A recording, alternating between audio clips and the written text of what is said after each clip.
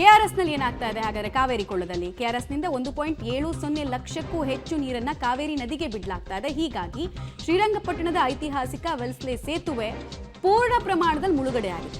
92ರ ಬಳಿಕ ಇದೇ ಮೊದಲ ಬಾರಿಗೆ ಸೇತುವೆ ಪೂರ್ಣ ಪ್ರಮಾಣದಲ್ಲಿ ಮುಳುಗಡೆಯಾಗಿರೋದು. ಪೂರ್ಣ ಪ್ರಮಾಣದಲ್ಲಿ ಇಷ್ಟು ದಿವಸ ಏನಾಗ್ತಾ ಇತ್ತು ಅಂದ್ರೆ ಆಲ್ಮೋಸ್ಟ್ ಅರ್ಧದಷ್ಟು ಮಾತ್ರ ಸೇತುವೆ ಮುಳುಗಡೆ ಆಗ್ತಾ ಇತ್ತು. ಬಟ್ ಈ ಸಲ ಪೂರ್ಣ ಪ್ರಮಾಣದಲ್ಲಿ ಮುಳುಗಡೆ ಆಗಿದೆ. ಸದ್ಯಕ್ಕೆ ಅಲ್ಲಿ ಪ್ರವಾಸಿಗರಿಗೂ ಕೂಡ ತಾತ್ಕಾಲಿಕ ನಿರ್ಬಂಧವನ್ನು ಹೇರಲಾಗಿದೆ. ಸೇತುವೆ ಮೇಲೆ ಕಾವೇರಿ ನದಿ ನೀರು ಹರಿತಾ ಇರೋದನ್ನ ನೀವು ನೋಡ್ತಾ ಇದ್ದೀರಾ.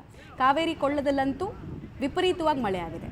ಲಾಸ್ಟ್ 3 ವರ್ಷದಲ್ಲಿ ಕೆಆರ್ಎಸ್ಗೆ ಇಷ್ಟು ಇನ್ಫ್ಲೋನೂ ಇರಲಿಲ್ಲ, ಇಷ್ಟು ಔಟ್ಫ್ಲೋನೂ ಇರಲಿಲ್ಲ. 3 ವರ್ಷದಲ್ಲಿ ಇದೇ ಮೊದಲ ಬಾರಿಗೆ 1.70 ಲಕ್ಷ ಕ್ಯೂಸೆಕ್ ನೀರನ್ನು ಹೊರಬಿಡಲಾಗ್ತಾ ಇರೋದು ಔಟ್ಫ್ಲೋ.